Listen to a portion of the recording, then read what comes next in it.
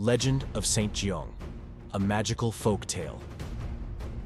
Long ago, in Vietnam, during the reign of the 6th Hung Vuong dynasty, there was a woman who was around 30 years old.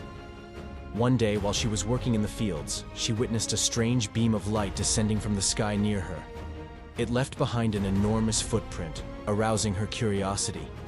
Unable to resist, she descended into the footprint, and suddenly, she felt a shiver. From that moment on, she became pregnant. After the full term, she gave birth to a robust baby boy, whom she named Giong. However, as the boy reached the age of 3, he still lay on his back, unable to sit up, speak, or even smile. At that time, northern invaders attacked and occupied the country. The invaders were cruel and ruthless, led by a general named An Vuong. They burned homes, killed people, and looted wherever they went. Despite several attempts, the Hung Vuong army couldn't defeat them. Concerned, King Hung urgently dispatched messengers throughout the country to find a talented leader to help defend the nation. One day, a messenger arrived at Giong's village.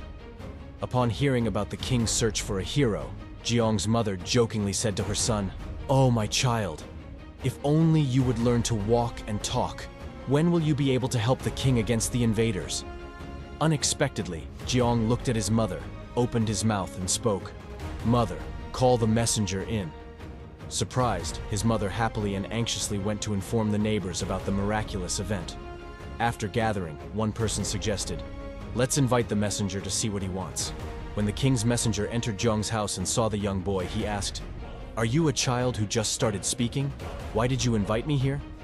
Giong replied confidently, "Tell the king to forge for me an iron horse, an iron sword, iron armor, and an iron helmet. I will drive away the enemy for him." Everyone stood in awe at this unusual request. It was believed that a divine being had appeared.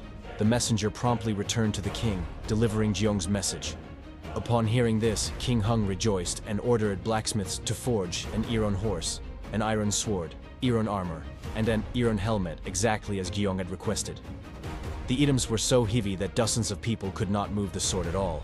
In the end, the king had to mobilize thousands of soldiers to transport everything to Giong's village. When news came that soldiers were bringing the iron horse and equipment, Giong's mother, filled with fear, ran to her son and said, "My child, this is not a mere game for the king. The soldiers are marching towards us. What should we do now?" Hearing this, Giong sat up and said, "Don't worry about fighting the enemy, mother, but you must feed me well." His mother quickly prepared a meal, but each pot of rice Giong finished only made him grow larger. Every time he finished one pot, he demanded more. The more he ate, the bigger he became. In no time, he transformed into a towering and powerful young man. When the rice ran out, his mother sought help from the neighbors. The villagers brought rice, sweet potatoes, buffalo, wine, fruits, and cakes to fill the yard. However, no matter how much they brought, Giong continued to eat without stopping. After this, Giong commanded, "Mother, find cloth for me to wear." People rushed to bring silk to make clothes for Giong, but his body grew so rapidly that as soon as the clothes were made, they felt tight and short. Additional pieces of cloth had to be sewn together to extend them. Giong's physique was extraordinary, and his clothes seemed never to fit. His mother had to continuously add more fabric. Then Giong said, "Now, I need a ride." People enthusiastically brought horses for Giong, but as soon as he mounted one, it collapsed under his weight. Finally, they resorted to weaving bamboo together to create a saddle, and Giong mounted the iron horse.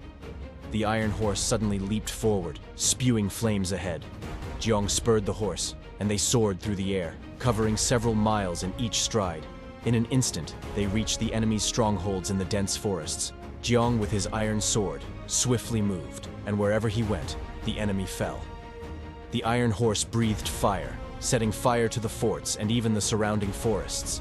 Despite the valiant resistance, General An Vuong remained stubborn, rallying his troops to fight. Giong fought fiercely, and with each strike, the enemy soldiers were defeated. Suddenly, Giong's sword broke, but undeterred, he uprooted bamboo bushes along the road and flung them at the enemy forces. In no time, the enemy was routed, and General An Vuong was struck down. The remnants of the enemy begged for mercy, and King Hung's army quickly captured them. With Giong's victory, the nation was saved from the invaders. At that moment, Giong rode his iron horse to the foot of Soksun Mountain. There, he removed his armor, helmet, and even his clothes, leaving them behind. Then, Giong and his iron horse ascended into the sky. In gratitude for his heroic deeds, King Hung ordered the construction of a temple dedicated to Giong in the village, and Giong was posthumously titled Fudong Tien Vuong, the heavenly king of Fudong. This legendary tale of Saint Giong continues to be told to honor the hero who, in a miraculous turn of events, emerged to defend his homeland from invaders. Saint Giong is a typical hero who fought foreign invaders during the period of building and protecting the country. Saint Giong was born very strangely from a poor mother and was raised by her mother and people. Giong fought against foreign invaders with all his patriotism and desire to protect his village and country. The image of Than Giong carries within him the power of both nature and man, of the modern and the primitive.